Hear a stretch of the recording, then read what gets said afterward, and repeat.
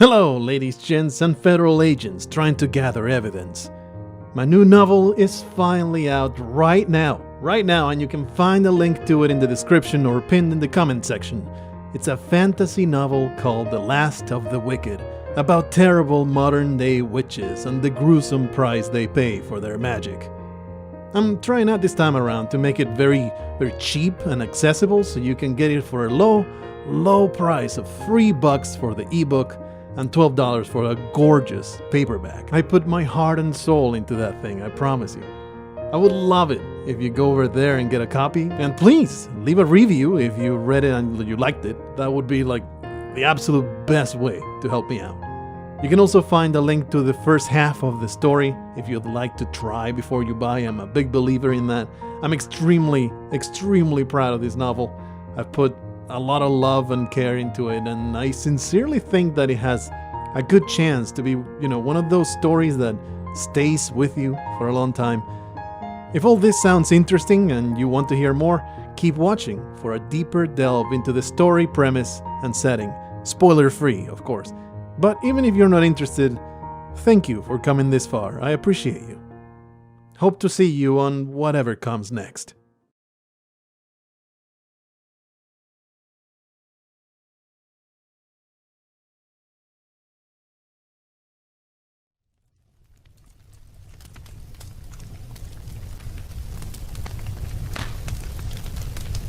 Meredith is a terrible witch. Every witch in Galavan must pull her weight, and she hasn't lured a single youth in 5 years. Something always goes wrong somehow. Her brood sister is fed up with her, which is a dreadful problem to have when her brood sister is the head of the coven. Living up to her standards is an everyday struggle. Meredith can't afford another failure. They'll brand her, banish her to Earth, toss her off the flip side, or much worse if her secrets come to light. Her compulsions, her pilfer stash, her doubt, her terrible illness. And if they find out she's been helping the serfs, well, she might get to choose the pyre or the wheel. She has one more chance to turn it around. Her retrieval window starts tonight. The tools are ready. The mark is promising. She couldn't be more driven. Failure is not an option. Dread congeals in Meredith's gut as she opens the portal to Earth. What will go wrong this time?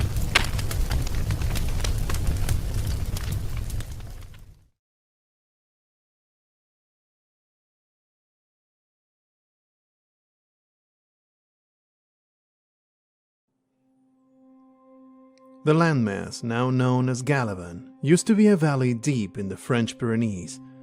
The first Furies, the founding witches of yore, built a laboratory-turned-fortress under the shadow of those mountains. This small citadel became a safe haven for all of witchdom on Earth. The wicked were hunted as they would be in those times, and the founding Furies were faced with a choice: fight a losing war with frothing humans, or embrace exile. They called it the Conveyance, a portal that descended upon Galavan like a dome and transported the entire valley into the Hollow, essentially a trap door under the rug of three-dimensional space, thrice tethered to Earth's gravitational well. 4 centuries later, Galavan is now thus. The Corin Range traps moisture and channels it downslope until it gathers into tributaries to the froth. Heat siphons, or heat eaters, tap and redistribute the heat rising from the rest of Galavan, keeping the temperature close to freezing up high. The flow lines that stem from these mountains are the main contributor to regulating temperature all over the realm. Downhill on the distal side, we find Tremelton, named after Helena Tremel, the Marrow Banshee, prime surgeon and haunt of Brattenburg. Tremelton's orderly burgs and fortified walls perch ominously over the cliffside, presiding over the harsh Devilstrand plantations. The hags of Tremelton pride themselves in their close observance of tradition, their unrivaled dueling champions, and the pragmatic efficiency of their youth processing facilities. They are especially proud after their role in squashing the human rebellions. Across the Froth, past the Wildlife Reserve and the Stones of the Furies monument, we can find sprawling Brenna, the capital and current seat of council governance. Originally simply known as the town of Galavan, named after Katerina Galvan, first of the Furies, it survived the conveyance only to be demolished at the end of the War of Succession. So Brenna the Mad Crone dropped a mountain on it, ending the rising dominance of the Eastern Cabal. The sheared remains of the mountain were thenceforth known as the Broken Peak. The city was rebuilt and renamed, and the buried ruins still languish as the twisted sewer tunnels of old Brenna below.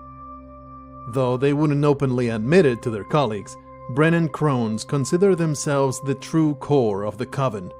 Brenna is home to the Judicar Magister, the Academy for Wicked Youth, the hulking manufactory, the felling fields, and of course, Galavan Tower, bastion of bureaucracy and site of the council sessions. History lives and breathes through the immaculate old world streets of Brenna. Further down Froth, across the urban flowline, the Yanwar harvest plants loom over the ruins of Yanwar, named after despicable Chen Yaniwa, the stricken, the unspoken, a deliberate reminder of consequence to opposition.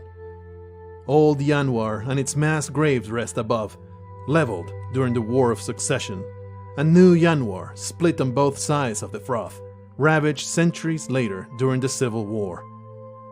In its broken bones are etched the scars of neighbor against neighbor, Judicar against Greycloak.